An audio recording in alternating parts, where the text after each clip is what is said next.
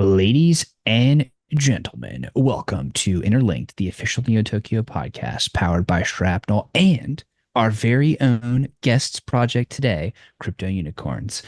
Brace yourself for impact, crypto gamers. I am reporting from the sacrifice zone. STX 3.2 dates have just been announced, and it's going to be going down from July 25th to July 30th. Make sure to block off your calendars so you don't miss out on those mission rewards. These missions come in two different types, ones that earn you Shrap and ones that earn you weapon skins. These missions could be getting a certain amount of kills with a specific weapon, or extracting with a certain amount of weapon skin fragments or Sigma, and you'll want to complete these missions as the prize pool for 3.2 is 1 million Shrap. And if you just can't get enough Shrap, pick up an operator NFT, as holders are going to get 50% of that million Shrap pool. Introducing Crypto Unicorns, a play and collect game by Laguna Games. Breed, battle, and collect your favorite unicorns. Crypto Unicorns has recently successfully migrated to the Xi blockchain. The Xi blockchain was custom developed leveraging Arbitrum technology to address the needs of Web3 gaming at scale. Stay tuned to the end of this episode to learn all about Crypto Unicorns' Play to Airdrop campaign, which just kicked off on July 1st. Learn all about this and more at www.cryptounicorns.fun. Huge shout out to our sponsor, Playa3ull Games. They are inspired by gamers and funded by their community. They have a epic game on the Epic Games Store, a third-person shooter called Nexus. Hop on in there and check that out. They're also currently selling nodes, so if you're interested, check that out at their website, playable.games. That is a 3 instead of a B on Playable. Now strap in for the rest of this episode of Interlinked. Today we have the man, the myth, the legend, Mr. Aron. How are you doing today, sir? I'm fantastic, Ben. Thanks for having me on. Yeah, dude, you're an absolute legend. Been an OG of the space. We were reminiscing before we hopped on the pod that you and I were talking, and I think you were in the same room back in 2021, late 2021, talking about sinks and sources, where you guys were kind of leading the thought charge on that. So it's been a long way, many days, many candles on the chart. But yeah, excited to have you back here and excited to dive in. Alongside me, as always, is the greatest panel of co-hosts ever, Mr. Nick and Mr. Jared. How are you guys today? Living the dream, talking some crypto gaming on what's looking like a green week. So definitely better than last week. Yeah, glad to be here. Thanks for coming, Aaron. We appreciate it. Awesome. For sure. So let's dive in. For those of the audience members who are not fully caught up to speed, for those living under the proverbial rock, maybe you can give us the 411 on Crypto Unicorns. Tell us a story. Would love to kind of get some background on you as well. So we have long form, would love the long full story, but yeah, what's your story? I'll try to condense it. I don't think we have that much time, but yeah, I started in mobile gaming really early. I was actually 19. I moved from Tennessee to the Bay Area and raised some capital from some angel investors and ran that company for about 4.5 years. Was obviously clueless and knew nothing when I started, but was pretty convinced that mobile and gaming in particular was going to be a big deal. Turned out it was. We had a few early successes, had an Apple Game of the Week and Editor's Choice for a game called Lumi. That was a lot of fun. And, went through the typical trials and tribulations that every kind of entrepreneur goes through and learned a lot, right? Scaled the company to about 24 people and, went through hard times, scaled it back down to 12, survived another 1.5 years. And so very early on in my career, I kind of got the experience of just getting kind of brutally destroyed by, the grind. So I kind of learned that very early on. After that, addicted to pain, co-founded another startup called Access Health. That was just, I was like wanting to clearly get as far from gaming as possible. So, healthcare, I think, is about as far as you can get. And, Access was appointment booking telemedicine, mostly focused around orthopedic providers. My co-founder was a spinal surgeon down in SoCal. And that was, again, a crazy kind of transition. And about a year and a half after that, I was kind of hungry to get back into kind of gaming, and in particular, kind of get back into the mobile space. And so got the opportunity to join a startup at the time called Beyond Games. This is like January of 2017. And I kind of two things happened simultaneously. I got back into gaming and I got into crypto over the course of that year. During kind of the ICO craze, we started looking at a lot of different avenues to, incorporating crypto assets and NFTs and 1155s when they first came out into games. And so Beyond Games, which represents the predecessor company to Laguna, again, shipped a lot of product there. One game, including Battle Strike Force, had Sylvester Stallone as the face of it. So got to do some fun stuff with him on the marketing front. And ultimately, though, that game just never could catch a gear.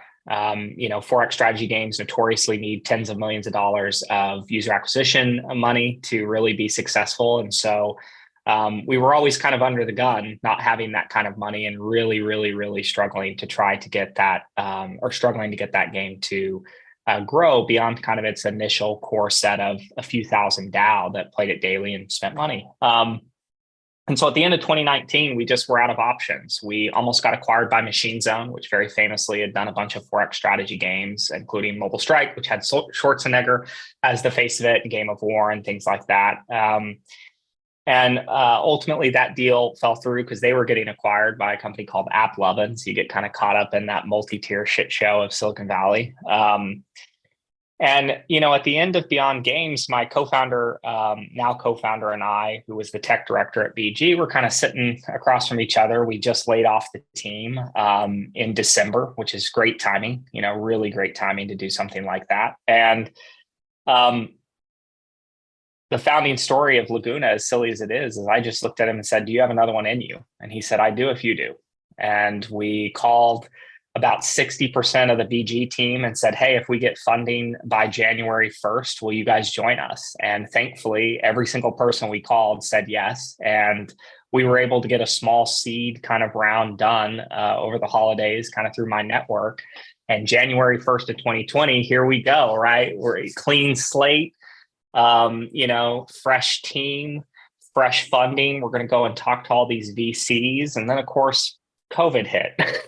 So timing wise, that was a really, really poor time, to go out and try to fundraise. And thankfully, we already had a relationship with some of the senior team at WB Games, and they had actually evaluated Battle Strike Force and already kind of looked into our team. So they knew us. And of course, things move slow. So it took about 6 months. And I love sharing this story because we were 2 weeks behind on payroll when the WB deal landed and they finally paid. I had to go through AT&T vendor support to set us up as a vendor. At the time, WB was owned by AT&T. So we got super fortunate. And that was a publishing deal for our first game, which we called Kingdoms Forever.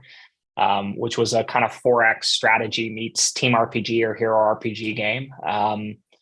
And that kicked off another year of madness. We did 2 paper to playable prototypes for WB, originally for our own IP. And then they said, "Well, that's great, but we don't want to publish your game. Will you come and build the next Game of Thrones, House of the Dragon game?" And at the time we said, "Yeah, that's a hell of an IP. We'd like to work on that. We'd love some work for hire revenue plus upside." And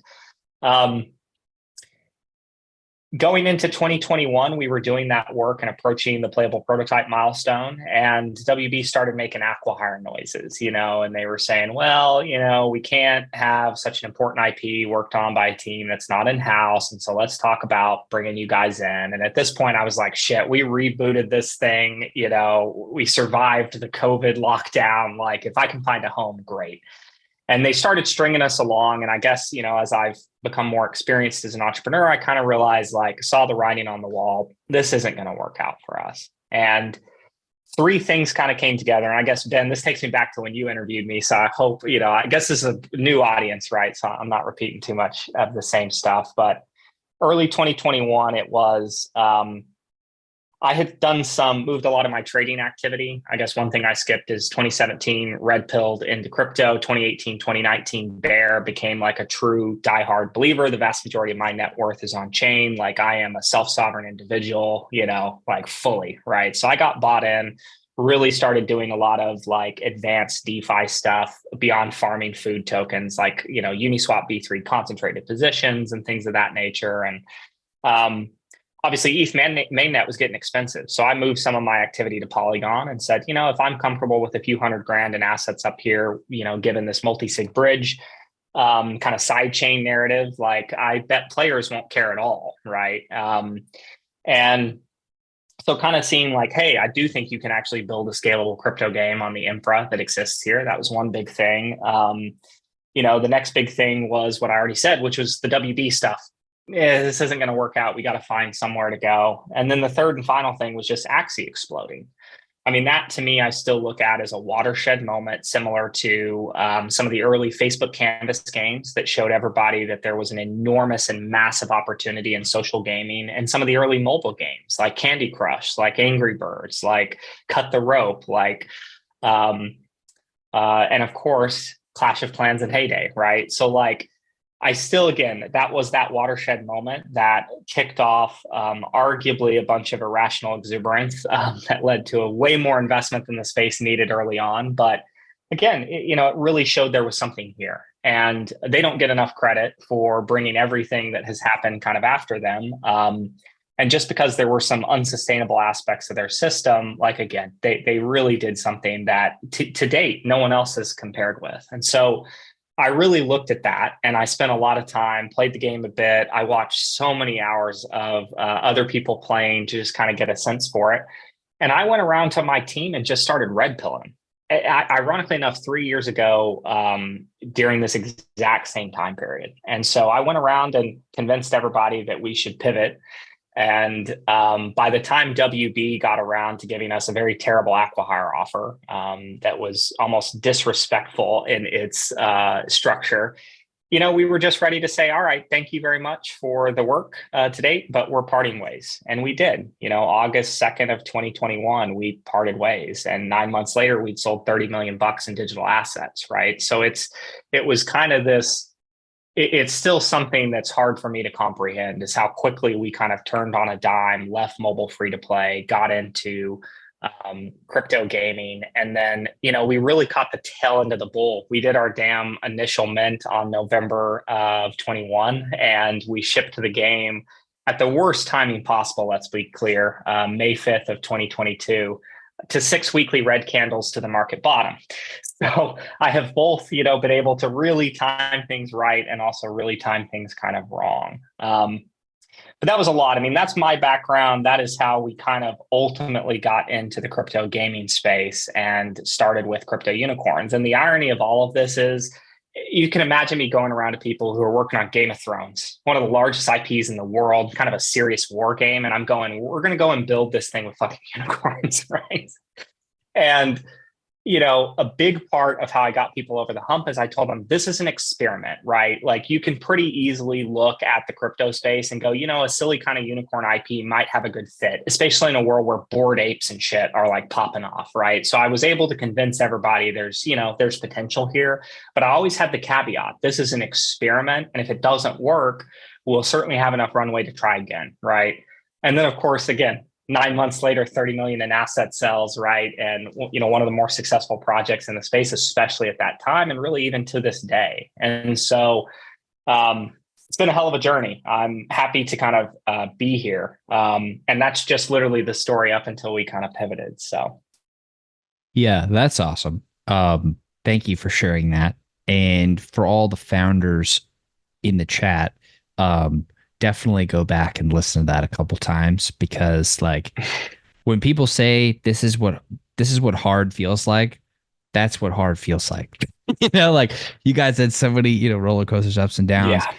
Maybe you could just and I specifically want to ask on behalf of the entrepreneurs listening, what were some of the biggest takeaways from this? And if you could go back there, knowing what you know now, would you have done anything Mhm. differently? Like let's do a retrospective, because as we know from Ray Dalio, pain plus reflection equals progress. So maybe we could reflect a bit on that. I mean, the big lesson learned is don't be afraid to pivot or change when things are not working. And the quicker you can arrive at what is likely a painful decision, because it could mean you need to lay off a portion of your team because you're pivoting into a different direction, whatever it may be. You need to really, really, really be ready to make those tough calls as quickly as possible. The worst thing you can possibly do is delay those kind of decisions. And we had it had been a slightly profitable deal working for WB. And I give them a lot of shit for their bad acquisition offer. But, it was great work. And many of the people there I really did enjoy working with. So it was kind of insane to say no to, even with a crummy offer, right? It was kind of insane to say no and say, I don't want to work on that IP. But that was kind of part of it. We didn't go through the pain of rebooting the studio to get jobs at WB. And that's really what it came down to. But as you can imagine, that was a very tough decision, and we had to make it. We had to make it quick. So that's a big thing. Being unafraid to pivot and change the business strategy, especially if you get fortunate enough, like I have been, and found such a wonderful group of people. Right, that's part of it too. The level of loyalty and just insane work ethic of the team that I have around me is amazing. And they have certainly been willing to follow me several times when the situation has changed, right? And to take the risk of charging into the dark forest of crypto gaming when no one really had it figured out. And I would argue strongly, no one really still has it completely figured out. Is kind of crazy, right? Because mobile free to play, especially at that time and even now, is like very kind of regimented. There is a playbook you run, right? And a very simple equation everybody's looking to optimize, CAC and LTV. And of course, it's similar in crypto gaming, but that equation is way more complicated when you're giving out real assets and value every second of the day. And so, things that I could have done better, obviously, the vast majority of my team were game developers, right? And had worked most of their careers in free to play, some in console, but the vast majority in free to play. Myself and a couple others were like crypto native degens, right? The ratio of the two was way off kilter, and to a certain extent kind of still is, though I can argue, most people now understand a hell of a lot more about the space than they did 3 years ago, right? On some level, I should have gone around to people and had a conversation around, you need to take time and really embrace this space and start drinking the Kool-Aid. And if you can't, because you don't want to, or you don't believe in it, you probably should bounce. Because looking back on it, there's been challenges of trying to get people who don't pay attention to the space like I do and aren't investing in it actively. And again, I'm probably up to 20,000 blockchain transactions, not running any bots like that I've manually done over the years, across a whole bunch of shit. And so there remains a gap that we continue to try to close off of some of our team, particularly those that are just hard at work and heads down, right? And so there's a piece of this too where if I could have gone back and re-had a lot of those conversations, instead of just getting buy-in around the opportunity, I should have done a better job of really preaching what I believe about the space and trying to kind of generate that belief. Because as you can imagine, 2 years of bear market, if it's your first cycle, many people on the team thought it would never come back. And so already things are better because they're going, oh shit, maybe it isn't a scam, And so anyway, again, looking back on it, I wish I'd done a better job of really trying to get people to understand, if you don't believe in this stuff, you are not going to survive. And, the fortunate thing is we've not lost anyone outside of one. I did have one person leave that just got disenfranchised with the space. So that's a pretty good hit rate. But I should have done more to really explain to them what this was going to be and the challenges of it and how market cycles work and how subject we're going to be to the macro market, stuff like that. I let a bunch of people believed in me and they ran into the forest, but they didn't really understand what the forest was all about, I guess is what I'm getting at. One of the main things that stuck with me from that was the 20,000 transactions.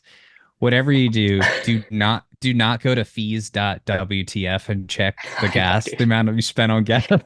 Oh, I have. It's very sad. Well, the positive thing is I make more than those fees for sure, but Let's it's a go. lot. It is a lot. The I do P&L most of my thanks you for activity your on judgment. L2s, let's be clear. Exactly. Good Exactly. thinking. Helping Good network thinking. security one transaction at a time. Exactly. Go ahead, guys. I've been hogging up all the question time. All good, brother. I think it's time to dive into some crypto unicorns. So maybe pick up the story where you left off, give the audience a little bit of the journey that crypto unicorns has gone on, and then a nice snapshot of where we are today. Yeah, sounds good. Um, Yeah, so August of 21, we pivot. By October, we had done the egg sale, which was amazing. 1.6 million in eggs sold. We did a 10K mint, as was popular, and that was that amazing moment of everybody going, what's happening here, right? Because we like sold through the whitelist very quickly, and then it was like, okay. And I said, well, maybe we'll sell out. And I woke up in the morning, we sold out, right? I went to bed. I say woke up in the morning. I went to bed at 4 and woke up at 7, and we had sold out, right? And it's like, wow, and then we followed that up with 3 land sales. And then we're still, I think, the first project to do this. After the land sales, we launched an on-chain mini game. We called it the Dark Forest. You would send your unicorn into the forest, get unicorn milk, which was a first of its kind way to incept a token into the economy. And that was amazing. I mean, the 45-day event, we had $100 million in total value locked into that contract, including the value of the unicorn milk, the value of the unicorns, as well as the value of the shadow corns that you were trying to get. So we kind of took a foundational asset, made a free game for anyone who already had those assets, and gave them more. So it was a really cool way to add collections, but the access to those collections was gated obviously around unicorn ownership. And so I still look back on that as when you've only got a few levers and you've carefully planned your economy, you can set things up in a way that can be very, very successful. We then parlayed that into a $25 million token sell, which was both public and private. I'm still very proud that we've raised more from the public markets than from the private rounds. And again, it was 9 months of me feeling like I couldn't miss. I mean, there were certainly little chaoses and mini fires. The first land sell minted out in 60 seconds. Everybody thought, bots, and we made some changes and stuff like that. But it was a situation where I kind of was like, I just cannot miss right now. And then May 5th of 2022, I kind of got what was coming to me. And we launched the game, obviously, into a very horrible market environment. I was really stressed about getting it live. I believed, and I think this was false, but I believed at the time that we had been so successful because people thought we were coming out pretty early relative to a lot of games in the space. And so I crunched my team to, again, we pivoted in August. We shipped a game in May. Like how many game developers in the space have shipped a game in under a year? So as much shit as we got for kind of a rough launch, I mean, I regret that. We should have waited, right? The second you start inflating assets into economy too, you're on the hook. And so the second we launched the game, I put my team on this, what we call the pain train. And the pain train is just this content treadmill of needing to get features out where in our world, they're not around further monetizing players like would be in free to play. They're around trying to balance and keep the economy on the rails, right? And introduce new sinks and new balancing factors and stuff. And so that's kind of the history up to game launch. I won't bore you with the 50 plus releases that we've done over 3 years. Let's kind of get to the state of where things are today. Basically, over 3 years, we've built out this massive economic network around a series of game loops. The core game loop is land gameplay. In many ways, we've actually fulfilled on a lot of the promises of some of our competitors that have sold land but not delivered any gameplay. So you take your unicorns, you put them to work on land, on your land, and they progress and upgrade buildings. You join tribes and begin to compete in these kind of highly social cooperative PvP gameplay that is tribes.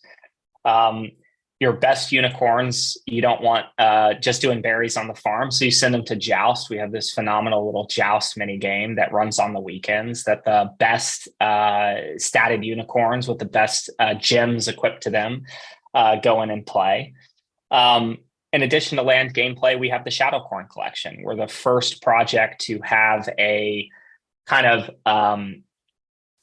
a collection of bad guys, right? Shadowcorns are 3K. There will never be any more. You can stake Shadowcorns and participate in a kind of more passive gameplay.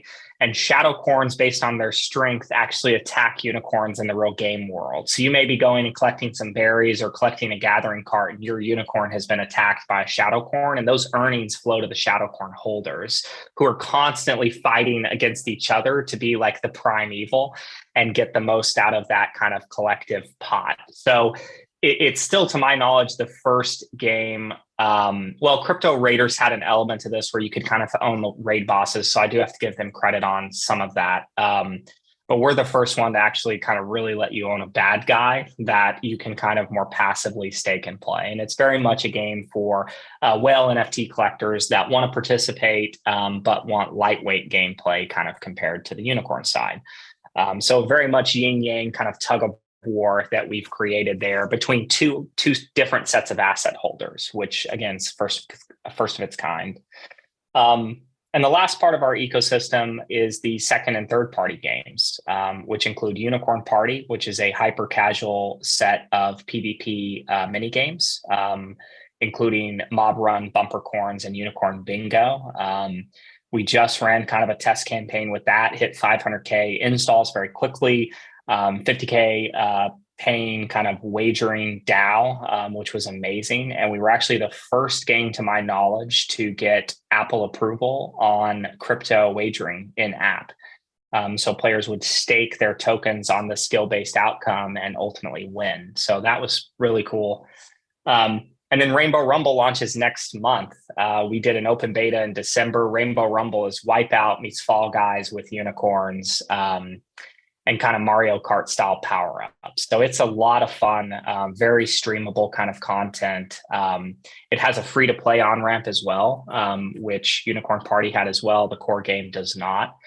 And so when you kind of take a step back, like all I've been trying to do is build one big ass funnel, right? And Unicorn Party sits at the top of that. This is a free-to-play, super hyper casual game, but can I get a player to come in on mobile, right, and win an NFT in a leaderboard event, right, and then come in and play, say, Rainbow Rumble, right, which is more skill-based, very skill-based kind of PvP, get excited about that and win a loot box that they can only open in the core game, and they got to go and buy land. And so it's all been about, I've been trying to tell the team this, we've just been building this funnel for 3 years, right? And we've been waiting for the wave of liquidity, both in terms of capital and players. And the thing that I'll say about us compared to anyone else in the space is I don't think anyone else has even really gotten to the point they've started to build this funnel, right? I don't hear enough other developers and founders in the space really talking about it, because the reality is there's very few of them that are actually live and really looking at like, what is our average revenue per wallet, right? What are our customer acquisition costs and stuff? And so if we have a moat, it's just been 3 years of brutal grind where we've actually been managing a live economy daily over that period of time, and all the lessons that we've learned along the way. So take a step back there. Happy to dive at any one point. But I mean, again, we've been building for 3 years. It's hard for me to encapsulate it in a sentence, right? So I appreciate you guys letting me walk you through the ecosystem. No, absolutely. That's the advantage of the long form, where you don't quite get to dive into the full meat and potatoes in Twitter Spaces, where, For sure, as you know, a lot of our stuff goes down. I'd love to zoom into sort of the crevasse of the funnel where you're taking a player from the free to play into the paid ecosystem. Once they've worked their way through the free play, they've downloaded, they've bought the assets, they boot up the game for the first time to onboard those assets. That 5 to 10, 30 minutes is so crucial in order to convert that player. Mm-hmm. How are you guys thinking about that? And what sort of, tools and tricks did you put into that to really like hook them once they're into that paid ecosystem? Kind of two-prong approach. First, the in-game side, the basics. There's a first-time user experience and contextual tutorial. One of the huge challenges that we have is like players don't all start from the very same spot. Like I could be coming in with 5 leveled up plans, right? And so I don't need to place buildings. So we actually had to build a tutorial system that would identify where a player is at in the progression and basically send them down the right tree skipping certain things that they might not have. So a first-time user experience sounds very basic and stuff, but ours had to be very sophisticated to accommodate for the fact that somebody may have come in and spent $1,500 to $2,000 to buy a bunch of great assets to start versus somebody who spent 50 to 100 and has one unicorn or two unicorns in a land. And so the first-time user experience was very, very important. Doing a lot of things around like these contextual tutorials that again trigger based on certain criteria. So really trying to optimize that funnel so that at any one moment, as players get introduced to new content, they get a mini kind of 2 or 3 click tutorial. I've never been a fan of those that drag you by the nose through like, 50 clicks or whatever, right? So we really focused on discrete moments, helping players understand each system. For example, breeding, the first time you go through a breed, right? Pretty important to understand what you're doing and how to optimize that. Outside of the game itself, 2 last things in the game that are shipping with the next release. One is tooltips. We have a shitload of items and assets 3 years in, right? And so very frequently people go, well, I just got this thing, but I don't know what to do with it. Or I need this thing and I don't know where to get it. And so the tooltips tell you very clearly. And then also one of the nice things about the system is it highlights certain words. Like we have stash, where you stash assets into the game, which is effectively locking them in so you can do transactions off chain much quicker, right? Without gas. And then you stash out. And so having those words highlighted with, language around what they mean and just trying to really, again, educate people, because our experience has always been when you have a carrot of I can earn in this game, there's this natural and inherent driver to want to figure it out. But even with that, people will churn and fatigue unless you're really giving them the full story. And of course, we have an extensive Git book and all these videos, but at the end of the day, people don't want to do all of that. They just want to get into the experience. And so tooltips, contextual tutorial really, really helps with that. And the last big thing is an upgrade to mail, where we can start to send you targeted mail messages. So day one, you show up, here you go, get you into the tutorial. By the way, here's a loot box for free, so you can get a little bit of assets. Oh, you got lucky with that and got a jackpot, like congrats, right? So stuff like that with mail, where we're being very targeted. And even analyzing players on a cohort basis. So like a whale player who spent a lot is going to get a certain kind of set of mail messages versus somebody that came in for free via one of our bundle drops, where they got a bundle or they could come and claim a bundle with their wallet. And so trying to really trigger that experience. And now that we have our own custom marketplace, right? So we're not on OpenSea anymore, on Zai, right? We have our own custom marketplace. All the fees go to our treasury. And we have complete control over that experience. Now I can track a player all the way through their first marketplace purchase to ensure when they come in the game, they're getting a mail message that says, hey, if you buy something else in the market this week, we'll give you X. And so we're finally starting to get to the point where we were really in free to play, where you knew a lot about your players, you were bundling and cohorting them all out, and then really giving them a targeted on-ramp based on that data that you understood about them. The last thing I'll say is a Play3ull airdrop, which we launched with the launch of Zai. Obviously, these are in vogue right now. Ours is a little different in that you get daily earnings of Zai per day based on certain actions, instead of just getting points and like waiting at the end for kind of a leaderboard payout. So we're kind of being a lot more like, you can just earn directly here. We're getting very close to literally the minimum wage in the Philippines if you're willing to purchase land and some unicorns and start to scale your operation. And so knowing that financial incentives are still the best carrot, but then trying to tie that in and layer that in with contextual tutorials and tooltips and all of that stuff. Because you're right, you can lose somebody in the first 15 minutes and never see them again. That's free to play, right? So it really is all about that early on ramp. We're not perfect. We have a long way to go, but hell, we've improved a lot from launch. I mean, at launch, I threw it out there without any of that, knowing that you're making $500 a day off a couple of clicks. And we paid for that for a bit. It's taken a long time to really get it back to an experience that myself and my team is more familiar building. I just knew in the beginning it didn't matter because the financial value was there, right? As that has gotten squeezed in the bear, a lot of the other things have become more important. And how much did Axie, I know you mentioned that, and I think a lot of our founders mentioned that, and I know Nick and I played it, and it was, to me, it was another seminal moment where I was like, wow, this is possible. It's a thing. How much did you learn from that? And how much did you guys look at that and, kind of lessons learned about not only having the economy, but building it and along the way, being able to tweak it to keep it live and not lopsided one way or the other. And I want to kind of talk about that a little bit. I think that's really interesting, the way you guys have been able to do that.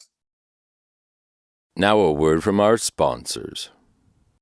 Introducing Creo Engine, a next-level Web3 gaming ecosystem that connects gamers and developers in a Web3 gaming hub.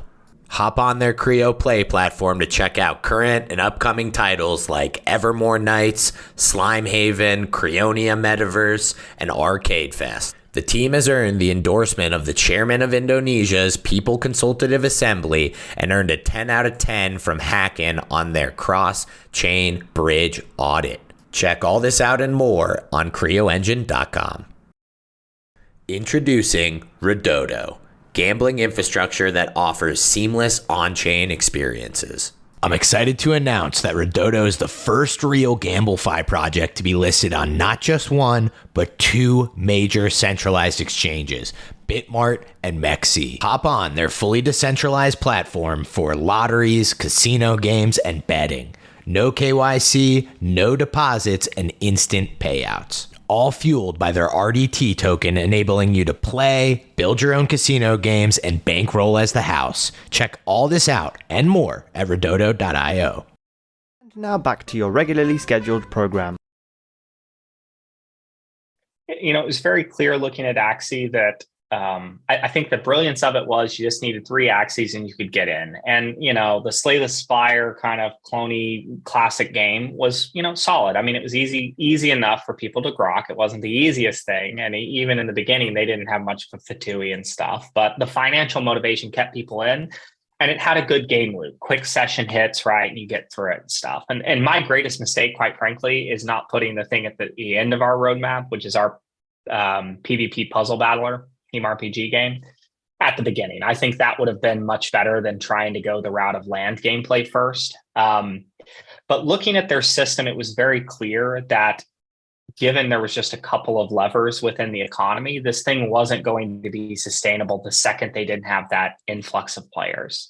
And as soon as they did, and of course, it spiraled down. And the reality is it's still more successful on a daily basis than most, but it had that pop and that drop. And it got a lot of founders, I think, to falsely write them off, right? And we've seen the pendulum in the bear market like swing away from more crypto native ways of doing things. And so to answer your question around some of the ideas we had around how to balance things, like one of the core thesis for me is economic depth and breadth. You need both economic depth per system, so a lot of progression necessary to hit the end of it, as well as depth across systems, right? So that's why land gameplay was first, because I said, well, shit, every single building we add is an upgrade, right? And we can interrelate that or interlock that with other buildings and drive this very deep 4x strategy level of kind of base progression. And then jousting becomes this elder game progression of, breeding the best corns, having the best gems to equip to your best corns, trading around that and playing that entire game. And so it's like this elder, kind of chase game. To try to balance things, 2 innovations from the jump. One was the Rainbow Token Marketplace, which is an off-chain automated market maker. So we would actually pair our governance token against the soft currency, let's say plain berries, right? And there would literally be an AMM pool that uses the same equation as Uniswap V2, right? And so players would go in and trade assets with one another. And that was amazing because we had this real market that, again, the market prices were set by the market demand. And what's interesting about that is it did create a situation where players would come in and they would progress to about level 4 or 5. And they were making a business out of just selling berries to the whales who didn't want to do the grind of planting berries, but were willing to buy them. And I got a little too high on my own supply there because I'm like, this isn't working. This is exactly what I told everybody about. Like, this is good. The problem that took us too long to identify, it took about 3 or 4 months before we corrected it, was those players had stopped progressing. They were just selling berries into the market. The second the whales got to the end of the progression at that time, well, then the market prices started to fall because that demand went away. And after that, we kind of made this decision where we would never, so this was my second thesis, which is constant progression is necessary to maintain a sustainable economy. I don't care if you come in and spend $100,000 tomorrow on the best assets in the game, which you could very easily. If you do not put them to work and continue progressing, inevitably somebody who does will. And that bit us in the ass early on because, Axie has mystic Axies that you had to get lucky to get right. And of course, they don't expand in supply. And the reverse of that is our system, which is mythic unicorns, which anyone can breed, right? I think there was only one triple mythic unicorn hatched in the first set. And to date, we've not even had a 6-part legendary mythic unicorn of every unicorn class born yet. So it just gives you an idea of the depth. I wanted anyone in the world to be able to come in and get into breeding and eventually get there. And the people who have happen to be the players who've spent the most time and certainly the most money inside of the game, right? So creating these constant progression chase goals to enable balance is incredibly important on that front.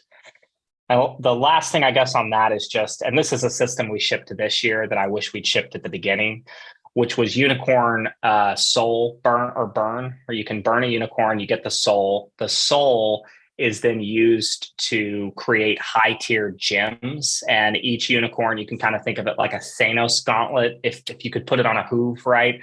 And you're putting and equipping these gems to each of these unicorns. And so I think to date, we've seen about 3% of the total supply burned already to equip these gems. And I wish we'd had that earlier because you need a constant deflationary pressure against every asset you release, or I can just promise you're screwed. So it's just one of those things, again, hindsight 2020. Now, of course, we have that system in place. So those are kind of the top of mind things around looking at whether it was Axie, Steppen, Peg Axie, or others where they'd had success, but had not been sustainable with that success. And that's why we really tried to approach it from the beginning of how do you create a system that balances over time? And did you guys? Oh, go ahead. Oh, go ahead. Well, I had a real quick question on this. Did you guys? I know you have so many, the tribe and the land gameplay. Was this something where you had sort of a sketch outline and the basic parts? And what throughout the process did you add to that to either burn more or update the mechanics? And how much was the original idea of what Crypto Unicorns was going to be? Oh, that's funny. We can go back to the original white paper, right? Check it out. The original white paper we have greatly expanded the scope of what we told people we would achieve with that first white paper. The first white paper was written at the end of August of 21 and was very focused around let's take the Axie breeding game and layer a series of gameplay loops on top of it. And at the time it was jousting, because that just seemed funny to me, unicorns with horns jousting, right? And then it was going to be racing, because clearly in Peg Axie and Zed Run, we'd seen this desire. And then it was going to be basically a team RPG game. And I get a lot of shit, from my team for how big that vision really was. And of course, when I was writing that, I was looking at games like Peg Axie and Zed Run and going, these are very simple, right? We can do this kind of quickly. And over time, we changed a lot. So Shadowcorns didn't exist at all. We came up with that in December and shipped that Dark Force minigame that hit 100 million in TBL in January. So that was kind of holy shit, it was a joke. We were going to launch a contract to test and call it Shadowcorns. And I said, well, shit, that's kind of a good name for a bad guy. And I'm like, well, we need a bad guy. And then it was just kind of 30 days later, right, we launched this little on-chain mini game.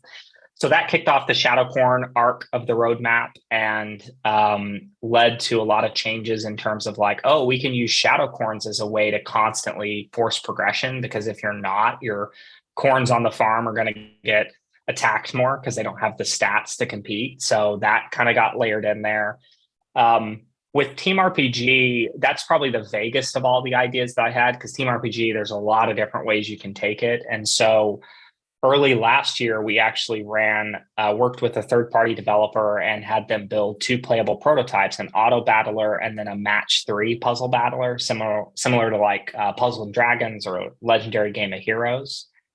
And we actually play tested that with our community and let them vote via the DAO on what they wanted to see. And the puzzle battler, kind of ultimately ended up winning and has now become the thing on the end of the roadmap. Racing dropped out because Rainbow Rumble became a thing, right? And at that point, I just looked around and told the community, there's plenty of racing games. Why do we want to compete here? Like DeFi Land's doing llamas now, right? Like you don't want to be in a crowded space, right? There's Photo Finish, there's all these games, Derby Stars. So they agreed to drop it kind of from the original roadmap. And of course, Rainbow Rumble is a race and, it's just more real-time skill-based and PvP. So a lot has changed. The thing I'm proud about is the original vision is for sure still there. And a lot of the ideas that we had around the economy, we didn't necessarily launch with the complete economic loop, like had we had Soul Burn at the beginning, like I was talking about. But I'm still very proud about, like, generally, we have kept to that original vision there. And I mean, I got some shit from players because early on I said we do seek to build a generational IP, right? I wanted to be beyond games and things like that, and for example, like we're in the middle of pitching Netflix and other streaming companies on a unicorn TV show, right? Like we have toys headed to Amazon and a couple of other distributors before the holidays this year, right? Like we're about to announce our first IRL merch deal. We're in talking to Spencer's and Hot Topic right now around some funny ass unicorn, like shit happens t-shirts and stuff with our unicorn poop emoji and stuff. And so it's been one of those things where very early on, we checked all the boxes an entrepreneur is looking for, like a rabid community that was up my ass anytime they thought I was doing anything wrong, right? That were deep in it, right? That's why the DAO thing matters to me. Is you've got these people who really care and spend enormous amounts of time, protecting our community and vetting developers that want to come and work with us and stuff. And so, the vision was broad and very far reaching. And I think we've done a really good job over the last 3 years of pushing on it. It's been a lot. It's been very hard at times. And the disadvantage was a lot of competing priorities, right? Like, quite frankly, could I do it again? I would have focused on one fucking game loop, been very tight about that, and then proceeded forward. But again, at the time, Axie's doing all these, Sky Mavis is doing all these additional Axie game loops. Obviously, Illuvium's still pitching 3, and I guess it's halfway sort of maybe delivered 2. So again, I was, and I was trying to take what I saw was working and apply our own logic and template to it. I wish I had been a little braver and bolder to kind of strip away some of that stuff and stay a bit more focused for sure. And in the event we do another IP, we certainly have plans for a game on that front. We'll for sure take a lot of those lessons learned and apply them. I just think it's so valuable for people to hear somebody that has gone through the gambit for so many years say that focus is the key. I mean, it's the key. Like you would go back and just focus on the one core game loop and crush it on the one thing. Obviously you've learned a lot of lessons from that. And Mm-hmm. I'm sure a lot of the things that you've dealt with because you had kind of a lot of different irons in the fire have made you a stronger entrepreneur at the same time. But it's interesting that you come back to focus. I think we all know the story. Same person asked both Bill Gates and Warren Buffett what their secret to success is. Without talking to each other, they both said focus. So it's kind of exactly what I'm kind of hearing you saying as well. So it's interesting that you kind of came to that as the conclusion of or one of the conclusions of the epic journey thus far. Yeah, focus, tighter scope, it's all the same thing. It's very much all the same thing. Like trying to push on the ecosystem too early, And when everybody sees Rainbow Rumble here in a few weeks, like I think people are going to be pumped and excited about it. And so again, on the other side of it, right, maybe just maybe all the pieces have been put together and we finally got that funnel I was describing earlier. But you're right. And I've for sure been accused of that from my investors, from community members, et cetera. But on the flip side, our community is like, shit, we've gotten to try a lot of different games. We kill things very quickly when they don't work, right? And so that's been the other side of it. But yes, for sure, with Gods of Olympus, which is our kind of next planned project and IP, taking a lot of those lessons learned, and you were going to see a much kind of a hyper focus around what we saw work very well in the early days of crypto unicorns, and kind of you'll see us doubling down on that, and staying way less focused on trying to just build this massive ecosystem and run in so many directions at once, for sure. Yeah, one thing I'd love to tag back to that I think is such a smart innovation is smart tutorials. One size fits all clearly runs into a lot of issues, particularly if it's a crypto game where people aren't coming in from the same footing. People are always trying to tie in AI with video games, and this seems like the lowest hanging fruit. Every computer and mobile game has a keyboard right there. There should be some sort of LLM where you can be like, hey, I don't understand what this seed does, or I need this to fulfill this quest, and I don't really understand how this is built. So is that something you guys are looking at? Do you think that's a good fit? Would love to get your take on it. Actually had one of my CM leads reach out to me about this exact thing. So we're approaching it from two angles. I agree with you. Getting it into the core game would be amazing, right? But that's probably the highest bar.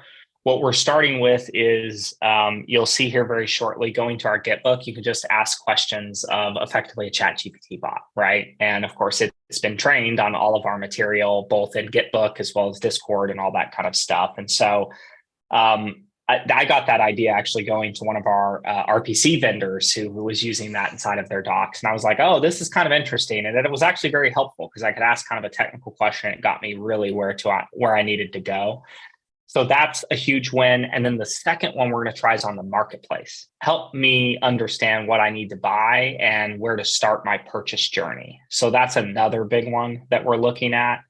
And then, the third one is like, yes, inside of the game itself. And I mean, we have a delegate system. About 45% of our players are ultimately delegates. And there's something very interesting about that, right? Especially coming from my perspective, where in Forex strategy games, the players who would spend the most money were usually the guild leadership. And they didn't play the game a ton.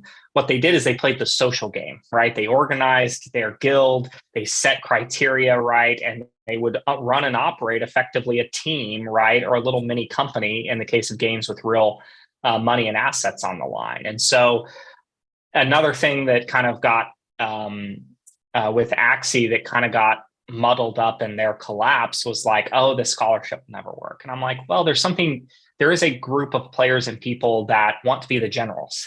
They don't want to be the foot soldiers. They don't care about playing an FPS, but they sure as shit would love to like strategize on a battle line and take more risk. Very frequently, it's a player that is, again, Forex strategy was 30 to 50-year-old males, right? Who oftentimes had like management positions and shit in their own work and jobs, and were kind of coming out and wanting to build things. And so I think there's something really interesting about that aspect as well. And the idea that particularly on like the purchase journey, asking and figuring out, do you want to run teams or do you want to do your own work kind of a thing, right?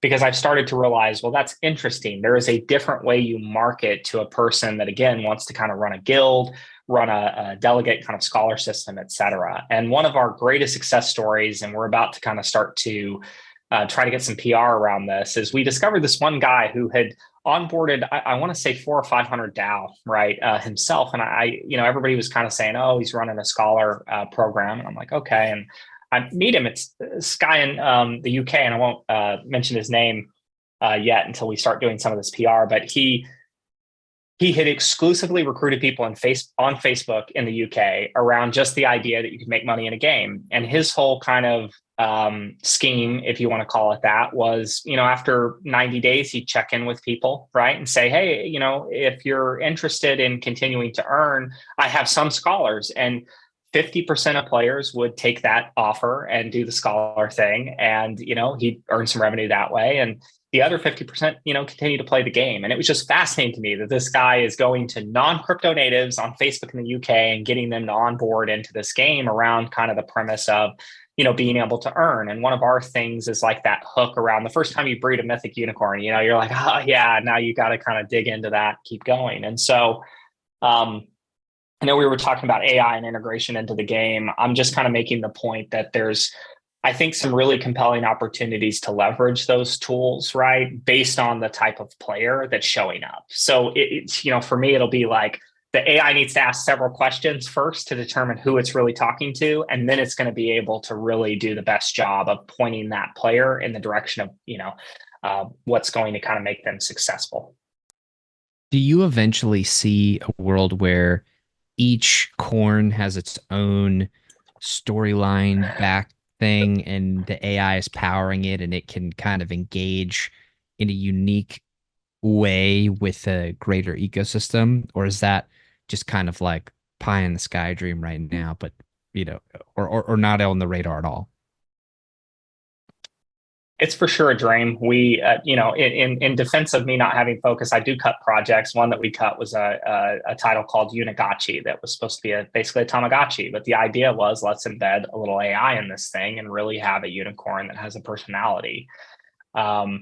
I love that idea. I go back to the Harry Potter pictures moving kind of thing, and I would love for, your unicorns to recognize you and stuff. And so we did some things like that where you could turn on your camera and interact with them. And of course, at the end of the day, I kind of got a little down on like, everybody's going to want a way to earn and all this kind of stuff. But ironically enough, it's been very helpful in the IRL toy combos because all the toy companies want a connection into the digital, right? And being able to kind of scan a QR code and then actually kind of play a little game with your unicorn, the simple Tamagotchi sim, but with a 3D unicorn.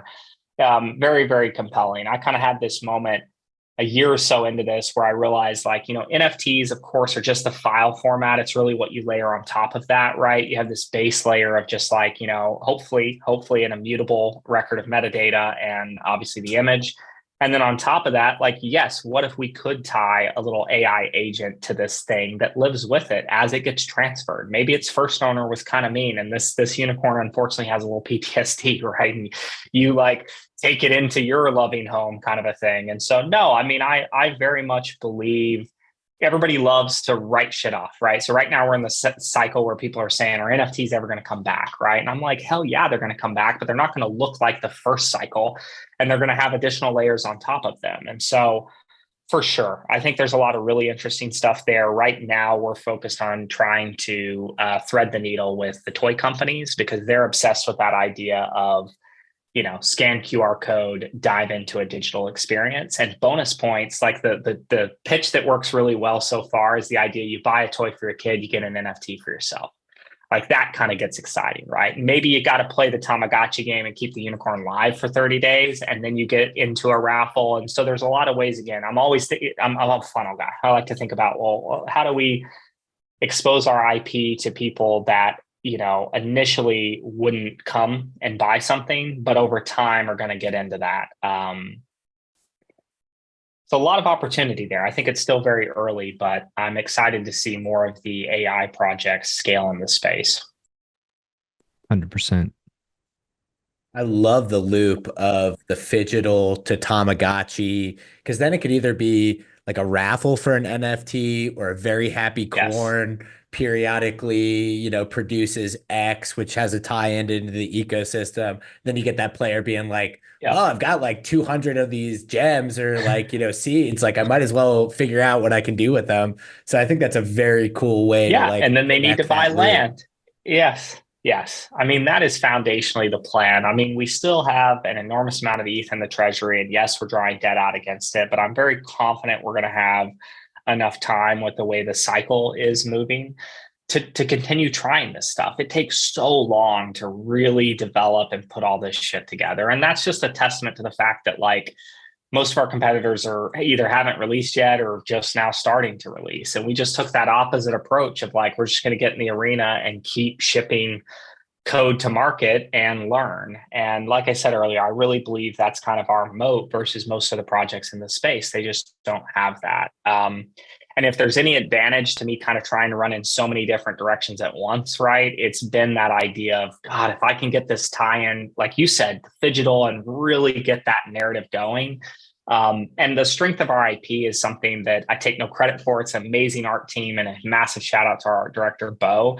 But they built something incredible, right, with the IP that we have. And I do think getting it out there in the real world and exposed to people who still don't give a shit about crypto or NFTs is a great option. So I've certainly been happy to see like the Disney pin stuff kind of have a resurgence, and like it does seem like we're slowly but surely kind of getting more interest and attention again. And I just want to be ready with kind of that pudgy style narrative, because we've been kind of nipping at their heels. We actually had a booth right next to theirs at the Toy Expo this year, and I'm like, all right, we're coming for you guys. I'm inspired by what they've done, and hoping we can kind of be the second really project to break into the mainstream that way.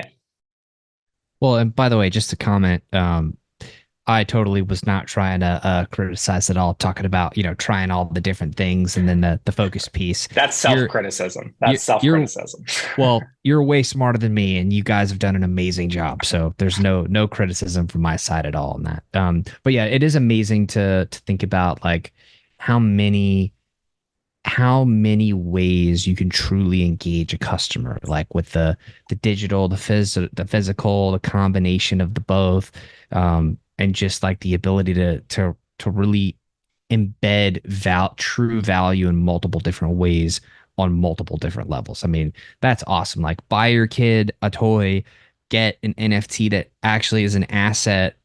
I mean, that changes the whole toy market. That turns it into, maybe we get back into the mania of the I think it was the Beanie Babies, or whatever the toy version. Yeah, exactly. Like, because there's just so much there. I believe we'll see that. Yeah. I very much believe that we will see that in the next few years, whether it's Pudgy or us or someone else. Someone will crack that code. The toy brands are hungry for it, because if you think about it, what differentiates a toy outside of IP? And if you think about it, all the major IPs at this point, are largely owned by the damn mouse, and like they've been beaten to death, right? And so if you think about like own IP and what it means to try to differentiate, like you need something off the wall, something people haven't seen before per se, but still has familiarity. I think unicorns checks all the boxes. We did all the research. Unicorns are much higher than Mickey Mouse in certain countries, and higher than penguins in all countries. Again, I don't mean to throw shade at Lucca at everything that they're doing, because again, they're blazing the trail there. But we're very interested in that, and the responses have been good. Again, brands are very hungry with like, how do you differentiate? And it's being omni-channel. It's having these digital experiences, and how do you make digital experiences really matter? You put real assets in them, right? At least that's my thesis. So I'm excited about, to continue to push on that. We've been very quiet about progress there, and have been trying to so a lot of alpha kind of leaking here for the community. But more to come in the next month or two. Especially as we're out pitching the show. I mean, that's been kind of an amazing process of like working with a great writer, and learning how you get shows pitched has been very interesting and very compelling. And I've been very happy on that front. And I believe we'll kind of find a way to thread the needle here. And the nice thing is, with the way our tokenomics work, right, we have buyback and burn. So 50% of all treasury revenue drives a purchase of CU and burning it off the market. I mean, I'm razor focused on ensuring that everything we've talked about today in some way, shape, or form drives value to the foundational assets in the economy. I think that's super, super important.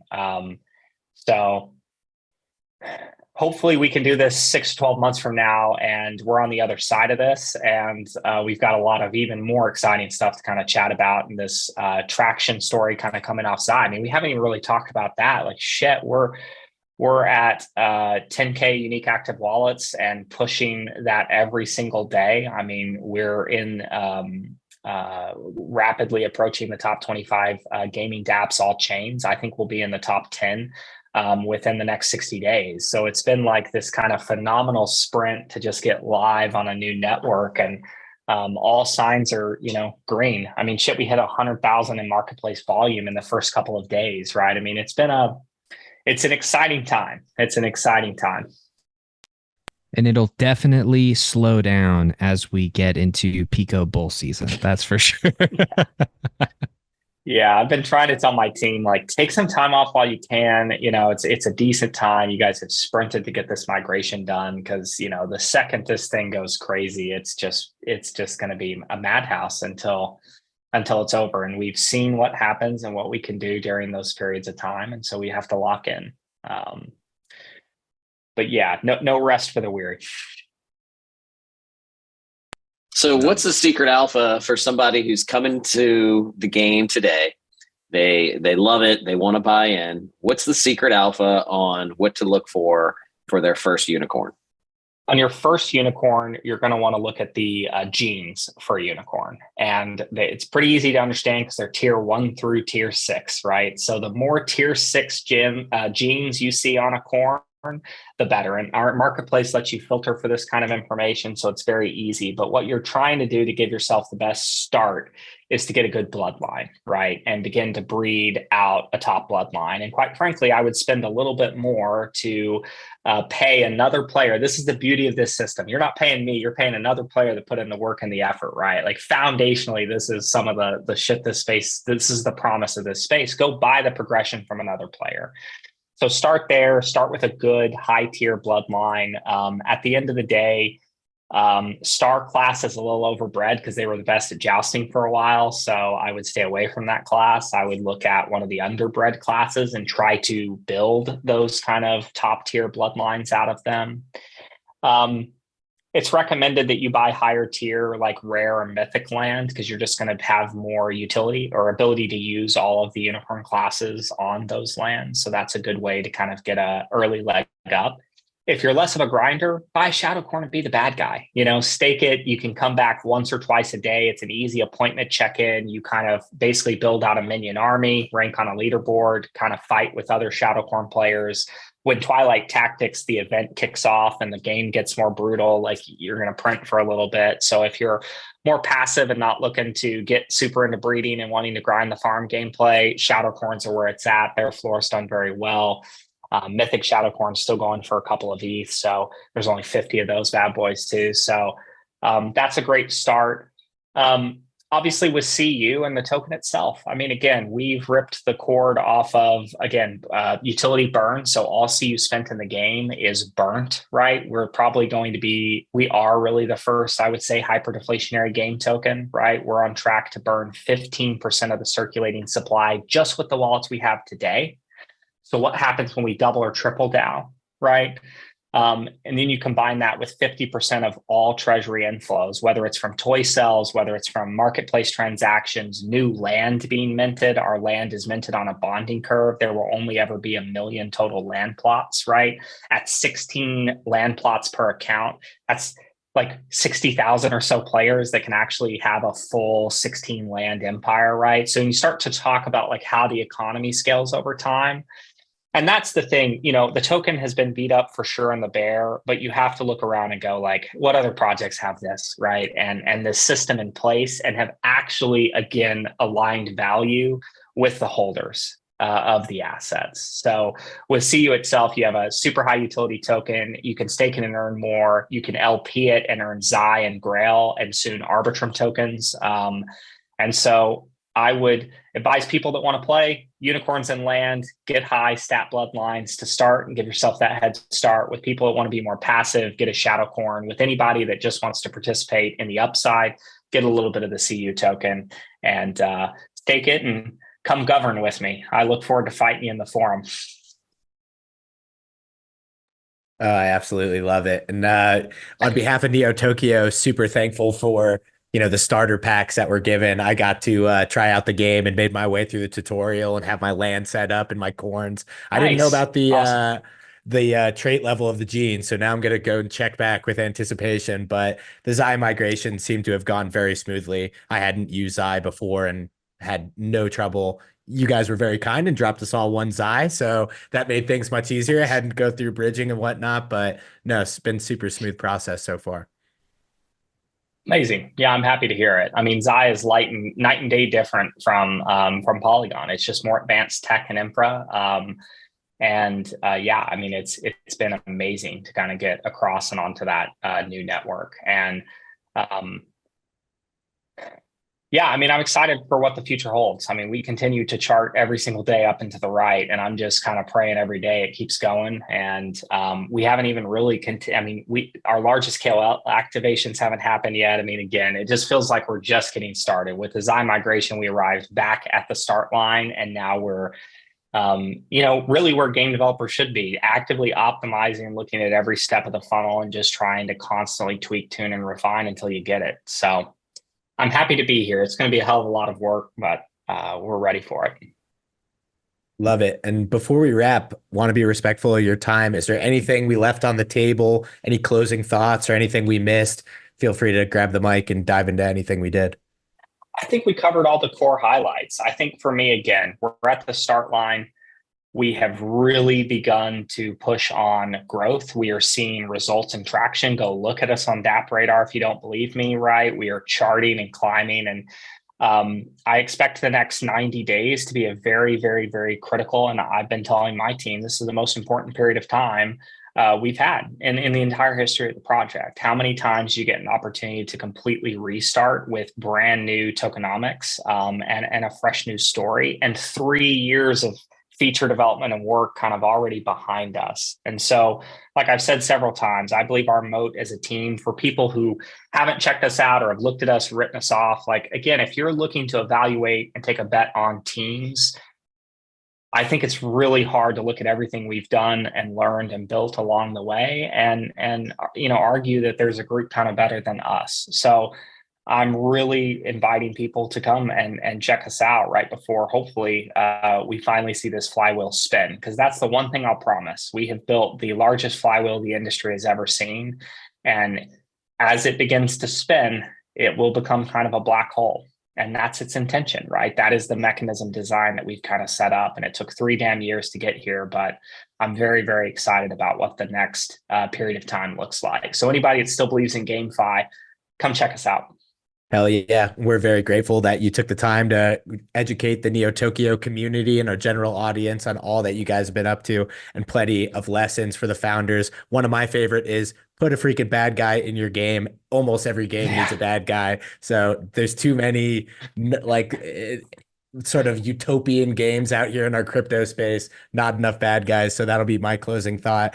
Ben, Jared, absolute pleasure to be here with both of you guys and to be hosting and talking about some crypto gaming. This has been Neo Tokyo's official podcast, Interlinked, and we will be back next week with another episode. Thanks, everybody. Take care. Thanks, Aaron. Cheers, guys.